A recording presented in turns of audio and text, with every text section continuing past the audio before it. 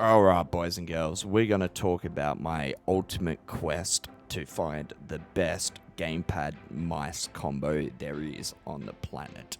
And I think I finally found it.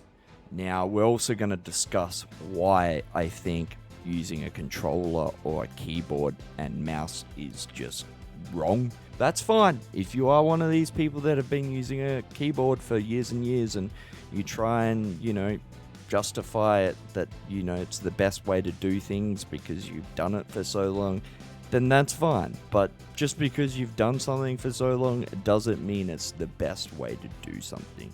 And I've been looking for the most efficient and effective way of interacting with my games I could possibly have. I've found it. For those that know me and have been in my streams, I have had Razer gamepads for years and years now. I've modded a couple of them and it's been really good. With my Rocat Nafe, it was a good combo and it served me quite well. But I finally managed to find a Zoron in my price range and I picked that up today. And let me say, this is being built from the ground up for gaming. There's no typing or anything in mind here, and at the end of the day, a keyboard was designed to type on, not to game on. We'll talk about some of the pros, some of the negatives, should you swap, which one you should buy, and all that kind of stuff in this video. Alright, pros.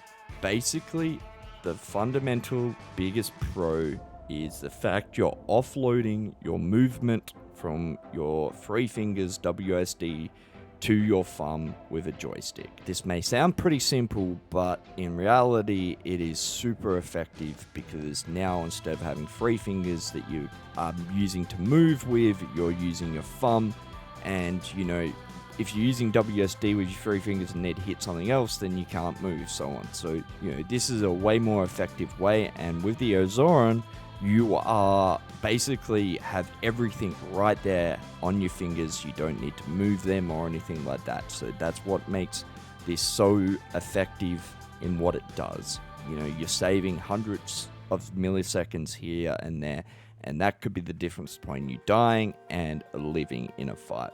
The other two big pros is comfort, especially if you suffer from carpal tunnel. These are really good, and obviously space as well. If you got a small desk, having a keyboard can limit your mouse movement and stuff like that. So having a gamepad and being able to just move your keyboard off to the side is a really good option if you have a small space to work with. Now, as far as negatives go, there really only is two. One is the price. The Zoron is quite expensive, but you can find them reasonably cheap second-hand. So they're about $200 US, but I found mine for $100 Australian, so that'd be about 60-70 US. They are $300 in Australia, so basically I saved $200. A lot of people buy these things and don't want to deal with the second negative, and that is the learning curve. You could look at this thing and expect, think that it could take days, weeks to get over the learning curve, but really it's not that bad because it's intuitive and it's just makes sense once you get used to it. So it's just getting past that muscle memory. And for me, it took about 2 to 4 hours until I was like reasonably semi-comfortable on it. And I reckon it's going to take me 10 hours to get up to about 90%. So yeah, there's not really many negatives about it. Primarily just the learning curve, but if you stick with it, you should be fine. Now, should you swap to a gamepad? If you're coming from console, 100%, without no doubt, you should swap to a gamepad. Now, if you've been using a keyboard for years and years, I would highly recommend that you give this a go and get over the learning curve because it is a better way. A keyboard at the end of the day is not designed for gaming, and these are. So they are just way more effective and efficient at doing what they do. Now, which one should you buy? Now, it's going to come down to price, but if you can afford the Zoron, then that is what you should buy. Now, the razors are good, keep in mind there is fundamentally 3 models: the Tartarus V2, the Razor, I think it's called the Tartarus Pro, but it's the Razor Pro, and then there's the Orb Weaver. Now, the Orb Weaver has mechanical switches, and the Pro has optical switches, and then the V2 has mech membrane keys. So basically membrane keys that are fake mechanical switches. If you can, the Orb Weaver's the way to go, but just remember that all 3 of these have the bad, shitty joystick designs that break.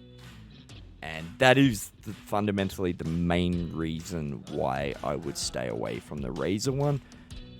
Keep in mind, you can mod them like I modded mine, so if you're curious about that, you can hit me up in Discord. It's a very cheap mod. Basically, you just need a PS3 controller and Xpadder program, and you are sweet. But yeah, guys, I thought I'd just share this with you. It's been something I've been, trying to achieve over years and years, is just trying to find the best combo. And if you'd like me to talk about the best MMO mouse there is, in my opinion, then let me know in the comment section. I've tried 10 to 15 different MMO mouses over the years. Some of them were extremely expensive, and they were just bad.